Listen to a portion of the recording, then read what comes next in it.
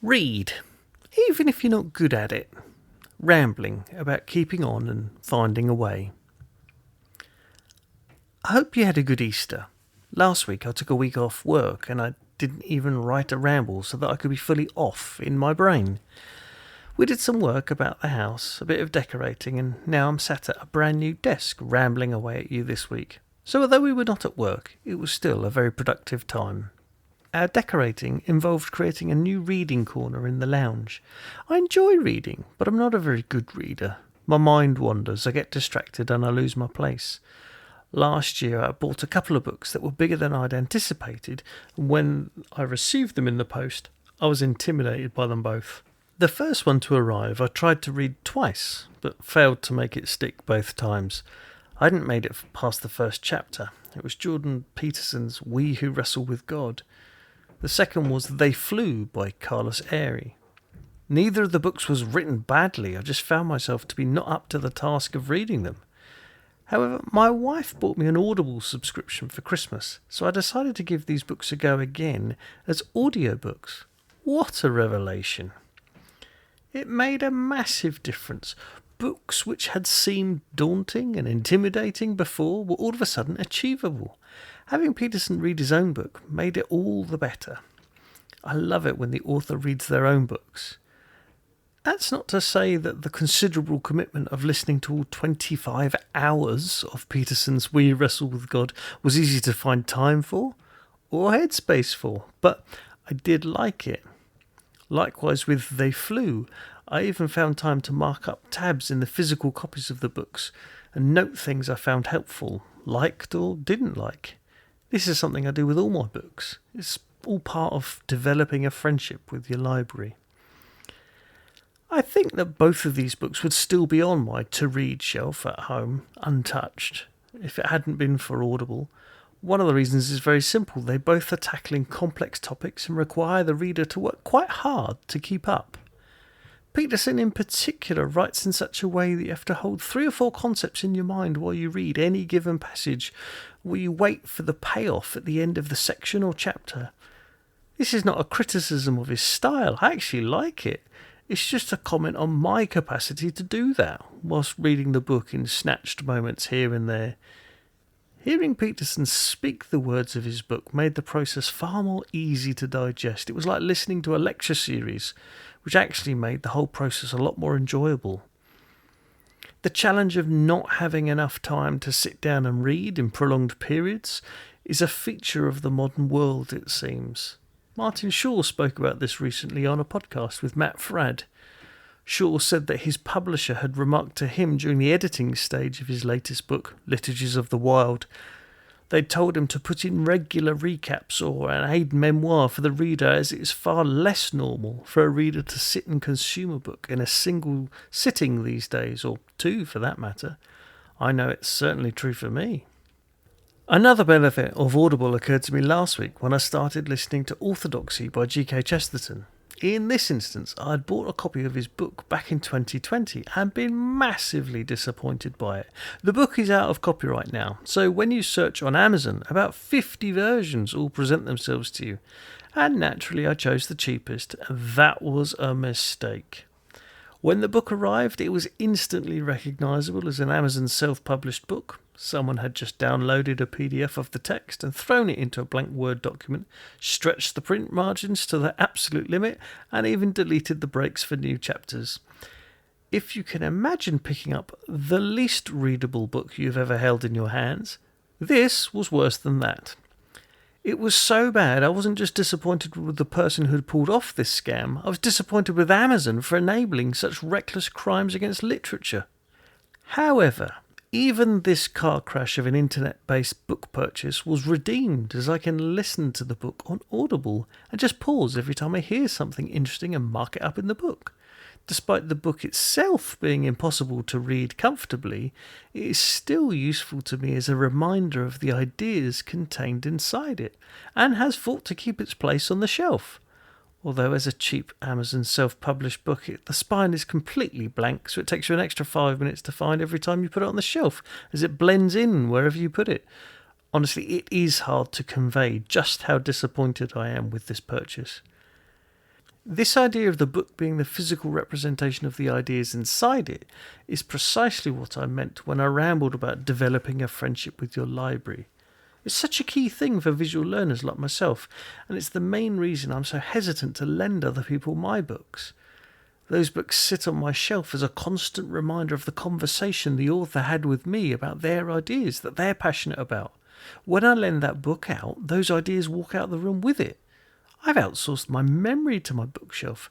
I don't need to remember all the details in all the books because I have the tabs in them. I can flick through each one and be reminded of the highlights within seconds. I know this system has its drawbacks and is limited to one physical location, but it works for me. I'm working on transferring all those notes to a digital format on a free program called Obsidian, but I'm hopelessly behind on that particular project. I dive in with fresh enthusiasm every few months, but the reality is I will never map my mind until I stop having thoughts. Despite not managing to keep my Obsidian up to date, it is so clever. I have it synced up between my computer at home, the computer in the office, and my phone, so I can make notes and access my notes wherever I am. It's such a clever tool that I am only barely scratching the surface of how I could use it. Writing out your thoughts on topics is such a useful discipline for getting your thoughts straight on any given topic. This is basically why I ramble here on Substack. It's sorting out my thoughts by sitting down and writing. I feel like I need to make it clear that this is not an advert for Audible or Obsidian, nor have they offered me any discount or deal for speaking so highly of their products. I just like these two tools and find them helpful. I'm absolutely not suggesting that anyone else should subject themselves to this particular form or practice.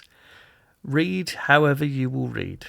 Take notes in whatever way works best for you, but do actually read or listen on Audible, and do actually take notes. The process of study and investigation is good for you. In fact, it's one way you can express your love for God. You shall love the Lord your God with all your heart, with all your soul, with all your mind, and with all your strength. Mark chapter 12, verse 30. This is such a familiar passage that we so easily skim past it without stopping to count the ways in which we're encouraged to love God. With all your heart, with all of your soul, with all of your mind, with all of your strength.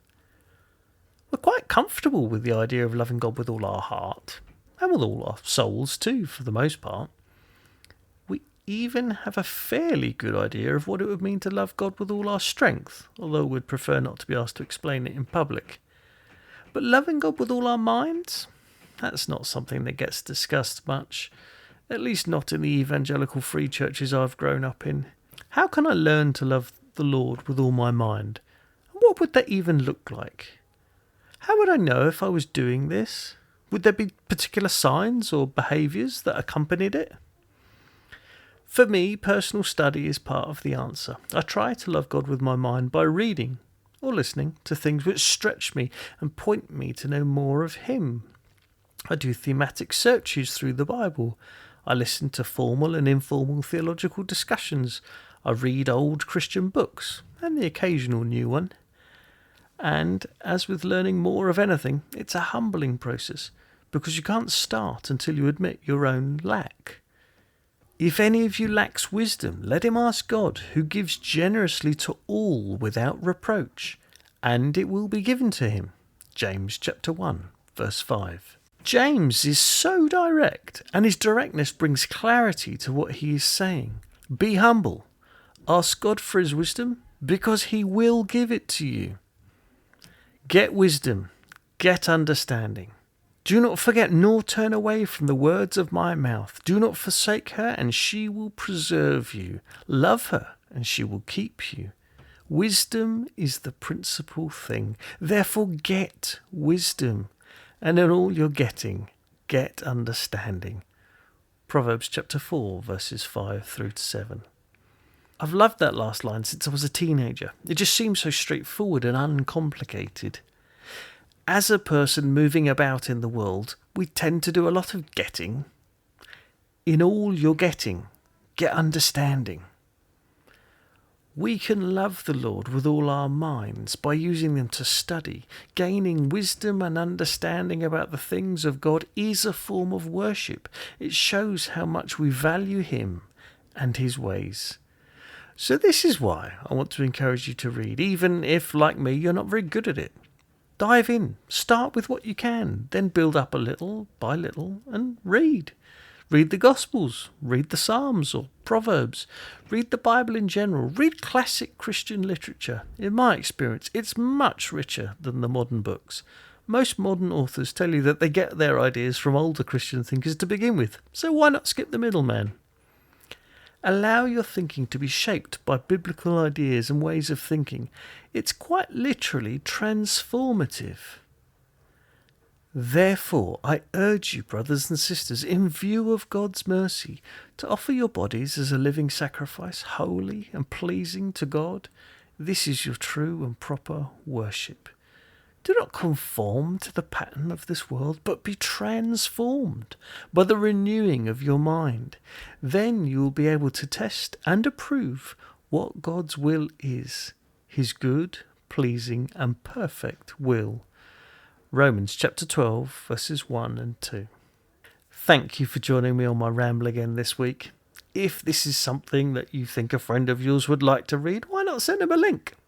I hope you can join me again next week for another ramble with my thoughts.